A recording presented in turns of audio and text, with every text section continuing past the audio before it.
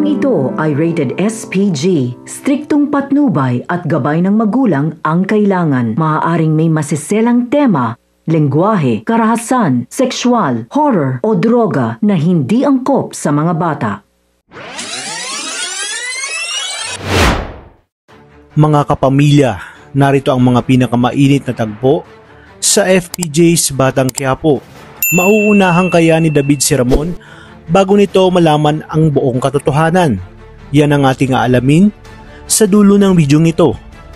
Dahil sa galit ay mapagbubunto nga ni Tanggol ang mga Red Phoenix at sinamantala ito na pagkakataon ni Lucio upang hayaan na sina Roy at Mr. Wu na humarap kay Tanggol dahil pag nagkataon sila mismo umano ang makikinabang dito at wala nang magagawa si Angkong kundi ipaubaya sa kanila ang pamumuno sa Red Phoenix. Sa oras umano na mawala na sa kanilang landas sina Roy at Mr. Wu. Sa kabilang banda, muling inutos ni Ramon kay General Ribas na linisin ang kalat na ginawa ni Olga at siguraduhin nitong huwag madadamay ang pangalan ng mga Montenegro tungkol sa nangyaring engkwentro. At dito mapag-aalaman niyang nagkaharap sina Olga at Marites at pinagtangkaan umano ni Olga ang buhay ni Tess. Kaya naman hindi lalabas sa media ang patungkol dito. Dali-dali niyang pupuntahan sa ospital si Marites upang alamin ang kalagayan nito at bakas nga kay Ramon ang pag-aalala at maraming katanungan na naglalaro sa kanyang isipan hanggang sa mapag-alaman niyang kakaalis lang ni Marites kaya wala na siyang ibang pamimilian kundi sundan ito sa Quiapo sa San Dimas.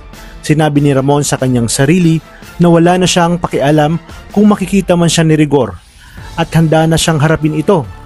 Napuno naman si Colonel Suarez dahil sa palagiang pakikialam ni Rigor sa mga kasong hindi dapat nito pinakikialaman. Kaya naman pinatawag na nito ang mga taga-internal affairs upang mas lalong madiin si Rigor tungkol sa pagkamatay ni Lena at gusto na niyang mawala ito sa serbisyo. Gumana naman ang plano ni David dahil sa pagsabi nito sa kanyang tatay Rigor na nakikipagkita ang kanyang nanay Tess sa ibang lalaki. Ngunit mukhang mas naging dahilan pa ito para maging agresibo si Ramon. Nagbitaw kasi si Ramon ng salita na sa ayaw at gusto ni David, haharapin nito ang kanyang nanay Tess. Nais lang sana ni David na pumunta ng San Dimas upang mas lalong sulsulan si Rigor. Ngunit ikakabigla niya nang makita niya si Ramon na papasok na sa kwarto ni na Tess at Rigor. Dahil desidido na nga itong harapin si Rigor. Kabadong-kabado si David kaya inilabas na niya ang kanyang baril at sinabi na hindi dapat siya maunahan ni Ramon dahil siguradong sasabog ang kanyang baho at pagpapanggap. Ngunit hindi naman alam ni David na paakit na rin sa mga oras na yon si Lola Tinding upang ipagtanggol si Tess labang kay Rigor. Maririnig niya kasi na nagbabangayan na naman ang dalawa at pinag-iinitan na naman ni Rigor si Marites. Nagulat din si Tinding at nagtanong kung bakit may baril si David. Dito na sumigaw ito ng malakas dahil nakita niya si Ramon na nakatalikod at may dala ring baril.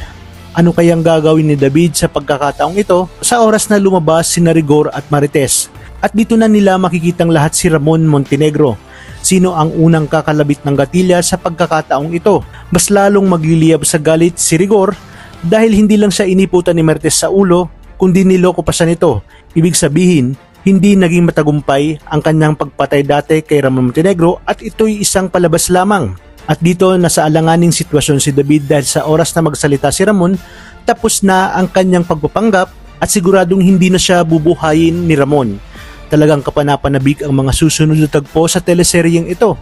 Kaya naman tuloy-tuloy ang pagsubaybay. Maraming salamat sa inyong panonood at pagpalain tayong lahat, kapamilya.